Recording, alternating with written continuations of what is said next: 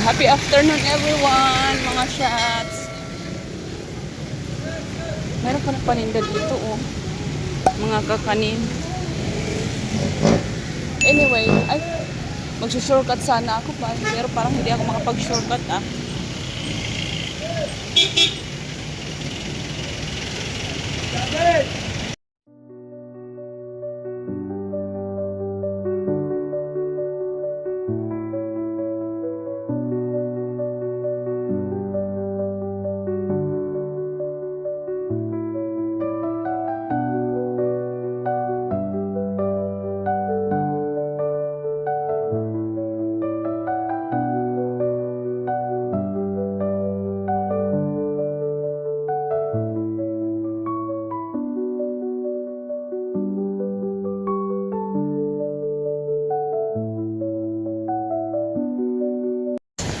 Sakay tayo ng jeepney dito.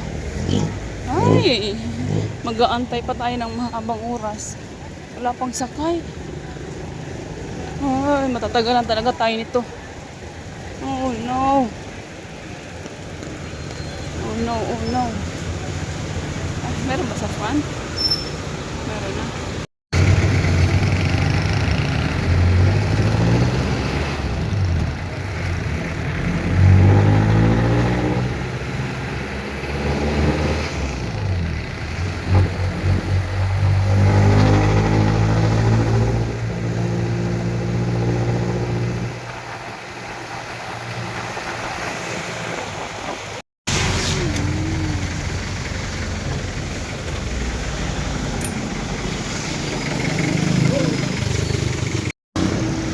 Kabababa ko lang sa sa Pangbato na ba ito? Ay di yata, Batong, ay Friendship sa Chinatown, Chinatown.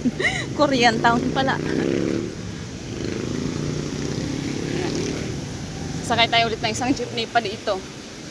Di ko alam kung bababa ba ito doon sa Timog Residence. Tanong ko sa driver o sa kanto lang ako bababa tayo para huminto sila.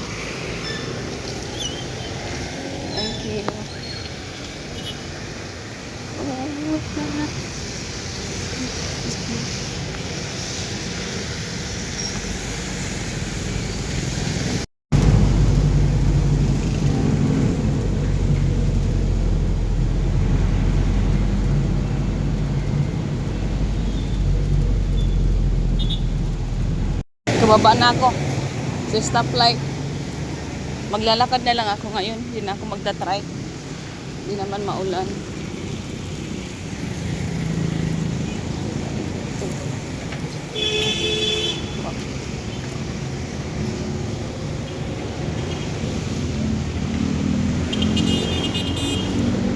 Buti munti na yung ulan.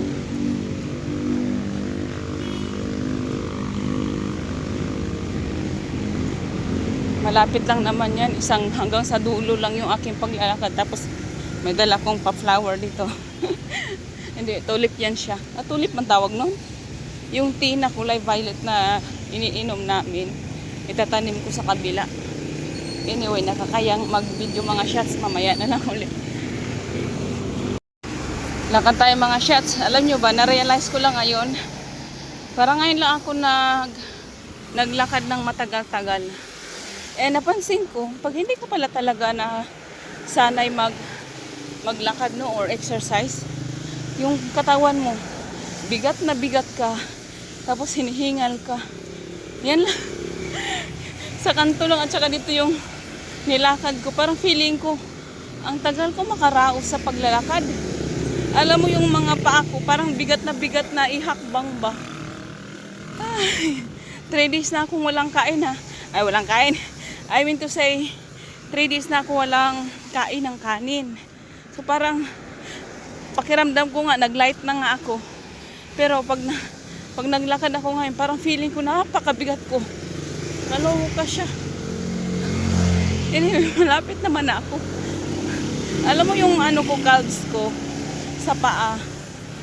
Parang na ba siya, nangangawit na hindi mo na siya maihakbang. Ganon yung feeling ko ngayon. Ay, ano ba yan siya? Kailangan ko na talaga i-pursue yung aking pagda-diet, no? Let's try to eat healthy living para medyo magaan naman tong aking pakiramdam. Malapit na pala ako sa entrance finally. Nakakaraos na ako. Tapos pag sa loob na naman, maglalakad na naman. But anyway, malapit na ako sa katotohanan. Malapit na ako sa aking pupuntahan. Ang ganda tingnan ng form ng tawag nito, puno. Hey! Finally, nakarating din ako nang walang car. Wala naman talaga kaming car. Nakikikar-car lang. Nandito na ako. Malapit na. Ngumingiti si kuya. Maganda yan, kuya. It's a good vibe. Ngumingiti tayo. I think pwede akong dumaan dito. Kasi, oh my goodness. Dahan-dahan kayo sa daanan, ah. Kung kayo mag-uunahan, makakarating din kayo. Dito na ako. Timog Residence. Dito siya nakatira. Di ko alam kung sisitahin ako ni guard. Nadadaan lang ako. May guard ba dito sa kabila? Wala kasi akong kotse. So, hindi tayo nadaan doon. Should I? Siguro tatanungin naman ako ni guard. Meron naman tayong ID. So, no worries.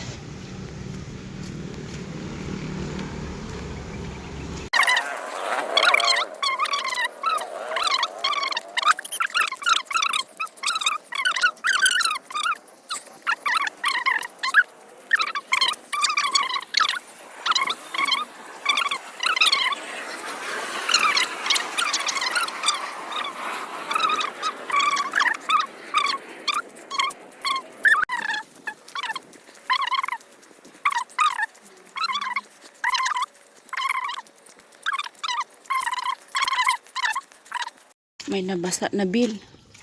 Bill na naman to. Okay, nabasa. Maulan kasi. Okay, let's do it.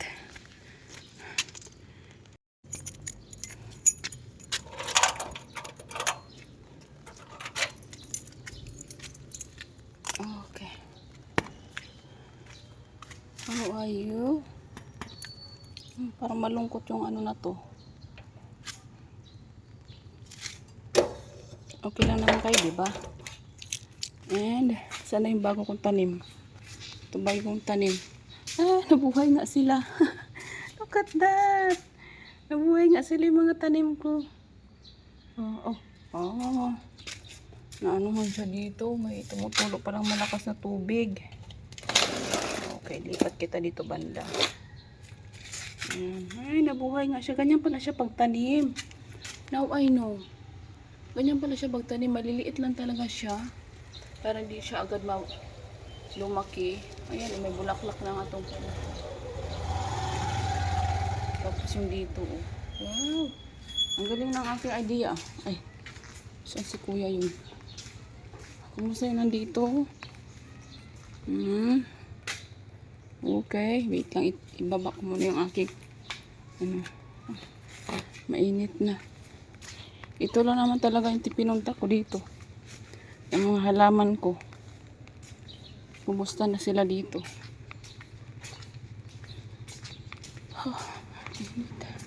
Alam mo, mainit kahit walang araw. Umaambon ng konti. Okay, mamaya gupitan ko tong mga to. Para okay naman sila. Nakahinga-hinga naman sila kasi nga maulan ngayon. So maganda sila. Maganda yung kanilang buhay. Eh, ba't parang may langaw? Parang may narinig akong mga langaw. Tama ba yung mga pandinig ko? Tapos yung tanim ko na tawag nito, sibuyas. Ayan, oh. Ay, hindi naman sila lumalaki. Anong nangyari sa inyo? Bakit kayo nalulungkot? Yung mga kamatis ko na nilagay dito, parang hindi naman sila na lumalaki. Parang nabunsay sila. Anong nangyari sa inyo? Huwag niyo akong lungkutin, oh. Medyo maganda na yung aking ano, oh. Lumalaki na yung aking mga dahon ng sibuyas. Ano nangyari dito? Gumapang na yung ano, oh, yung aking tawag nito, alugbate. Oh, okay naman sila. Yung tinanim ko mga ano dito, basil, hindi man siya masyadong nagbunga. Namatay sila. Ay, bunga na siya. Ang cute. Look at this. May bunga na siya, oh. Look at that. Oh, may bunga na pala siya. Very good. Tapos yung aking ano, talong. Harvestin ko na to kasi masyado na siyang malaki. Oh. May mga bunga na yung aking tanim na ano. Oh, malaki na siya, oh. Pwede na talaga siya kunin. Pasok na tayo dito sa loob. Tingnan natin. Malinis naman tong bahay na to kasi nga lagi ko namang nilinisan to. But anyway, ito basa to. Yung kailangan ko lang talagang kunin dito is yung mga bill. Kaya rin ako pumunta. Ito basa pa to eh. Tapos, kailangan ko tong mga bill na to. Kasi magbabayad ng tubig and electric. So, ito yung ating babayaran. Itong mga to, dadalhin natin yan mamaya. What is this? Okay, let's see. So, yan. Inom muna ako ng tubig kasi nauhaw ako. Ay. Anyway, mga shots. Wow. Red yan. Red lipstick pala ko today. Hindi ako na-inform. Mag-ano muna ako, magkape muna ako habang nandito ako. Ay, ayaw mo. Ayaw magpakape.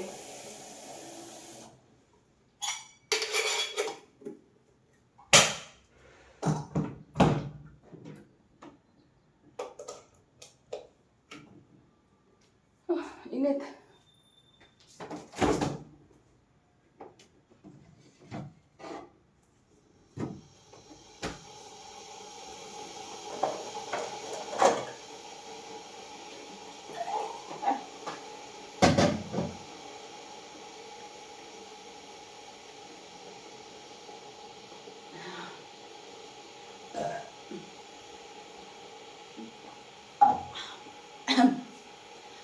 Ay. Malungkot yung bahay. Bala na pag walang tao. Ngayon ko lang na-realize. Tahimik. Malungkot pero malinis. Kasi walang magkakalat. But anyway, may mga ok-ok din na mamatay dito. Walang ba't sila namatay sa loob? Wait lang. Ayan na mga shots. Pinalitan ko na yung ating setting. Kanina pala naka-filter. Sabi ko parang hindi ganito yung ano ko kanina. Yung nakita ko sa salamin. Sabi ko nung chinek ko naka-filter pala yung aking camera. But ito na yung ating totoong kulay talaga. Sunog tayo. O tapos na yung aking kape. Kape. Magkape muna tayo. Tapos na yung aking ininit. Kape lang muna tayo ngayon. And alam nyo ba, nakasurvive ako 3 days nakasurvive ako ng 3 days without rice. So, yeah, this will be the 3rd day ng aking pagdadiet. Talagang ano lang yung kinakain ko. Fruits, vegetables, and yung aking carbs, which is yung tawag nito, kamuti na 1 piraso lang everyday. Finally, sana magtuloy-tuloy na yung aking pagpupursige. And always, coffee without sugar. Alam nyo, sa totoo lang, pag hindi ka talaga sanay sa mga bagay-bagay, mahirap siyang gawin. But then, pag nasanay ka na din, yun na talaga yung hinahanap mo kahit walang sugar, masarap na para sa panglasa mo. Kasi ang totoo talaga, ang nagkakataba is sugar and yung ating mga fats na kinakain, yung mga carbs. Which is, kailangan pa naman natin ng carbs sa katawan. But then again, hindi mo kailangan ng laging matamis yung kinakain mo. Kasi the more na matamis yung kinakain mo, the more na sluggish ka. Sluggish? Ano ba sa Tagalog sluggish? Parang luya ka ba? Ano ba sa anong luya? Luya. Nanghihina ka ba? Parang ganun yung nararamdaman mo. But anyway, mag-isa lang ako and I will enjoy my coffee. Dito tayo sa aking lamisa. Charot! Nangangkin ang lamisa. Wait nga lang. May papakita ko sa inyo. Mainit-init pa. Medyo nakakabuang pala maseta mag-isa, no? And ito yung aking flower. Hindi flower, plants. This is a real plants. Putos and ano bang kasi pangalan nito? Nakalimutan ko yung pangalan na yan. Dapat pala punasan kita para malinis yung dahon mo. But that one, that's a real one. Maganda tingnan, di ba? Ano lang yan siya. Improvised flower pot. Kasi wala tayong pambili. At least pagdating ni bossing ko, upo siya dito. Ano, makikita niya, wow. This is lovely. Lovely. Charot. Ang ganda. Diba? Yan lang. Ganda. Send ko na yung aking tanim mga shots. Kasi medyo hapon na. Papasok na si Jowa sa work. Wait lang. Ilagay ko lang kayo dito. Para makita nyo ako mag-harvest ng aking pananim. Meron na tayong ma-harvest talaga. Wait. What should I do? There you go. Hop. Huwag kang matumba.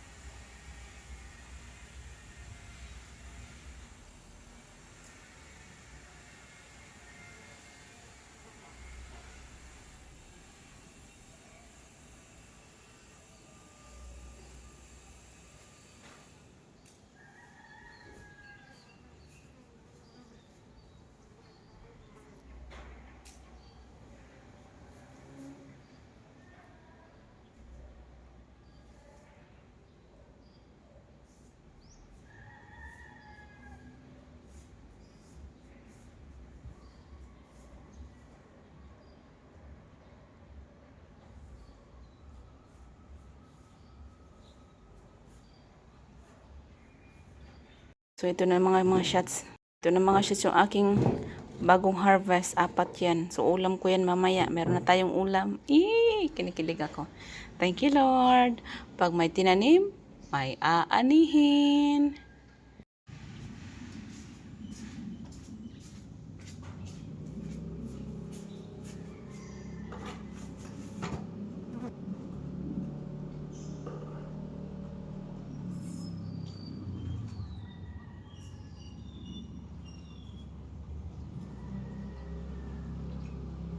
Anyway mga shots, uwi na ako.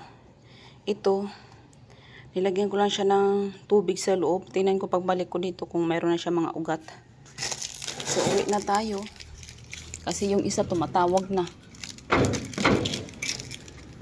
Ngayon, dalhin natin tong ating ulam for tonight. Lagyan ko lang to siya ng mamaya. Olive oil. Piprito ko siya. Ang sarap. Anyway, uwi na tayo mga shots. Yun lang naman talaga pinunta ko dito. Ito lang talaga yung dahilan. Sabi ko, kumusta na kayong halaman ko doon? So, ayan, okay naman sila. Ayan, buhay na nga eh. May mga flower na nga yung iba. Anyway, alis na tayo. I-plastic ko lang tong ulam ko. Tapos uwi na tayo. Nakalimutan ko. Mayroon pa pala akong itatanim. Mabastos talaga, oh. Meron akong halaman dito. Ayan, oh. Wait nga lang. Siya, turnip. Buti na lang nakita ko. Magkikita ko naman talaga. Kaso nga, nalit na kung kailan pa, isa ka naalala. Itatanim ko lang itong mga shots kasi ano to siya eh. Herbs. Pwede mo rin itong gawing tea. Wait lang. Ano ba yan? Buti na lang. Okay. Tanim ko lang muna itong mga shots. Uwi na ako mga shots. Kasi papasok na sa work yung yung isa. Bye-bye. See you when I see you again. Malinis na yan lahat. Check muna natin yung CR. Hindi na ako umakyat eh. Kasi wala namang ano doon. Lahat naman nakalock. Anyway, alis na ako mga shots. Pauwi na ako mga shots. Saglit lang naman ako. Saglit na ba yun? May hot pandesal dito na malunggay. Gusto ko sanang kumain. Kaso lang, masisira naman yung diet natin ito. Huwag na nga lang. Kuya, pasensya na. Gusto yung kumain. Huwag na lang.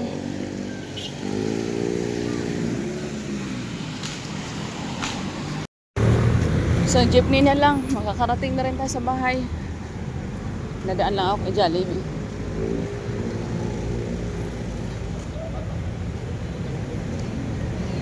Ito yata yung jeepney papuntang checkpoint main gate. Ito na yata yun. Wala naman yata ibang jeepney dito. Kaso puno. Hindi po man ito puno.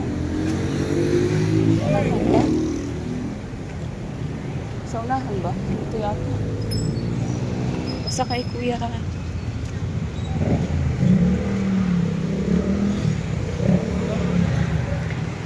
Huwag mo akong iwan kuya.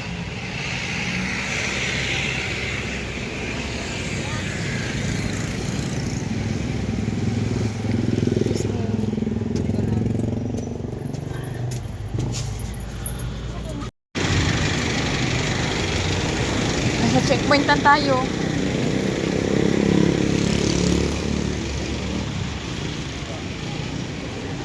Bili ako ng prutas dito para kay Ayana.